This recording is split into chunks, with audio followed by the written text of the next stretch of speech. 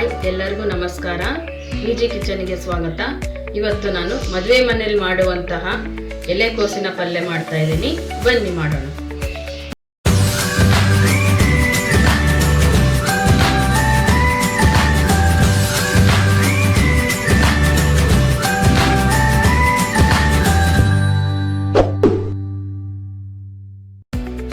ಮೊದಲಿಗೆ ಒಂದು ಮಿಕ್ಸಿ ಜಾರಿಗೆ ಕೊಬ್ಬರಿ,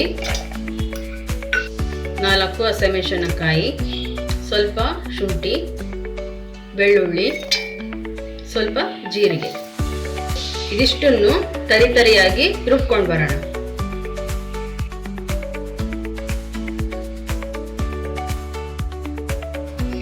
ಒಂದು ಕಡಾಯಿಯಲ್ಲಿ ಸ್ವಲ್ಪ ಎಣ್ಣೆ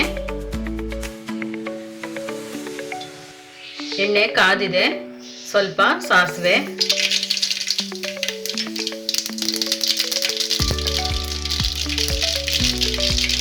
ಒಣಮೆಣಸಿನಕಾಯಿ,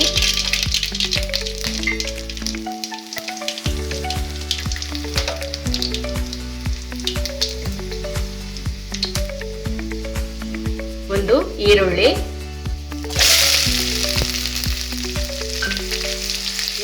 ಚೆನ್ನಾಗಿ ಫ್ರೈ ಮಾಡೋಣ.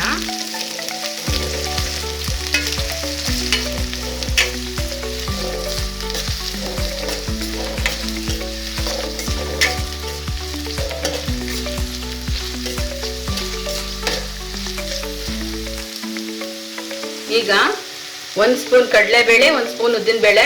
ಈರುಳ್ಳಿ ಹಾಕಿದ್ಮೇಲೆ ನಾನು ಯಾಕೆ ಹಾಕ್ತಿದ್ದೇನೆ ಅಂದರೆ, ನೀವು ಮೊದಲನೇ ಹಾಕ್ಬಿಟ್ರೆ ಅವು ಫ್ರೈ ಆಗಿಬಿಟ್ಟು ಕಟ್ ಅಂತ ಒಂಥರ ತುಂಬಾನೇ ಫ್ರೈ ಆಗಿದ್ದಾಗುತ್ತೆ. ಈಗ ಹಾಕೋದ್ರಿಂದ ತುಂಬಾನೇ ಸ್ಮೂತಾಗಿ ಚೆನ್ನಾಗಿರುತ್ತೆ. ಹಾಗಾಗಿ ಈರುಳ್ಳಿ ಹಾಕಿದ ನಂತರನೇ ನೀವು ಕಡಲೆಬೇಳೆ, ಉದ್ದಿನಬೇಳೆ ಹಾಕ್ಕೊಳ್ಳಿ. ಈಗ ಹಾಕ್ತಿದ್ದೀನಿ.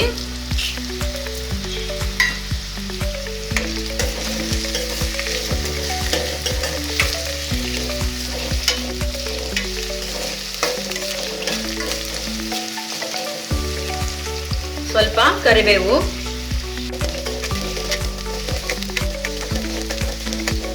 ಕಾಲು ಸ್ಪೂನು ಅರಿಶಿಣ,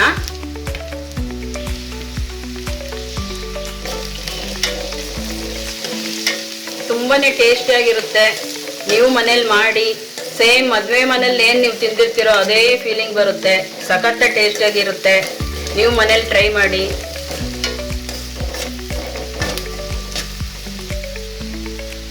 ಈಗ ನಾನೊಂದು ಅರ್ಧ kg ಅಷ್ಟು ಎಲೆಕೋಸು ತಗೊಂಡಿರೋದು, ಸಣ್ಣ ಕೆಚ್ಚು ನೀಟಾಗಿ ತೊಳೆದು ಹೆಚ್ಚಿರೋದು ಹಾಕೋಣ.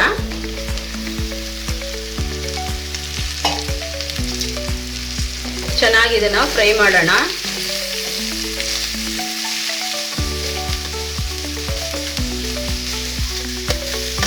ಚೆನ್ನಾಗಿ ಮಿಕ್ಸ್ ಮಾಡಿ ಒಂದು 5 ನಿಮಿಷ ಬೇಯಲಿಕ್ಕೆ ಬಿಡೋಣ.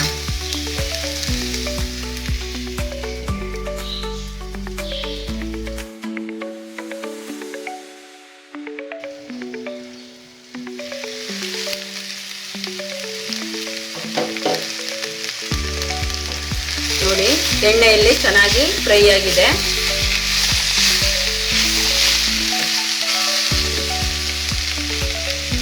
ಈಗ ರುಚಿಗೆ ತಕ್ಕಷ್ಟು ಉಪ್ಪು,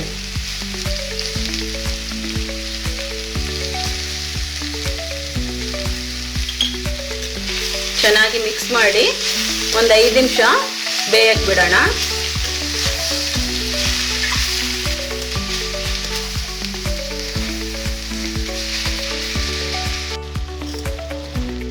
ನೋಡಿ, ಇದು ಚೆನ್ನಾಗಿ ಫ್ರೈ ಆಗಿದೆ, ಬೆಂದಿದೆ ನೀಟಾಗಿ. ನೋಡಿ,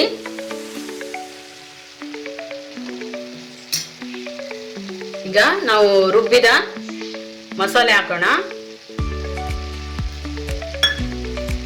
ಮಸಾಲೆ ಹಾಕಿ ಚೆನ್ನಾಗಿ ಮಿಕ್ಸ್ ಮಾಡಿ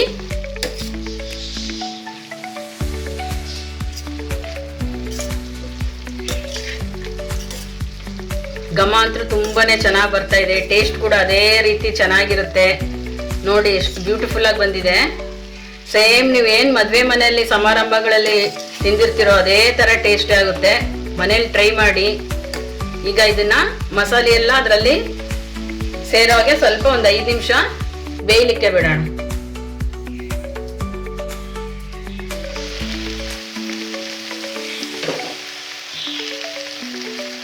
ನೋಡಿ, ಚೆನ್ನಾಗಿ ಬೆಂದಿದೆ.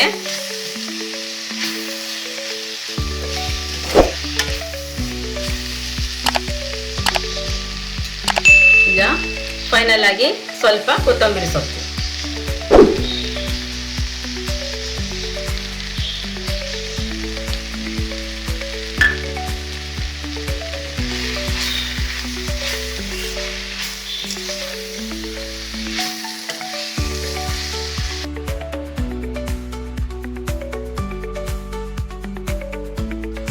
ನೋಡಿ ಈಗ ಫೈನಲ್ ಆಗಿ ರೆಡಿ ಆಗಿದೆ.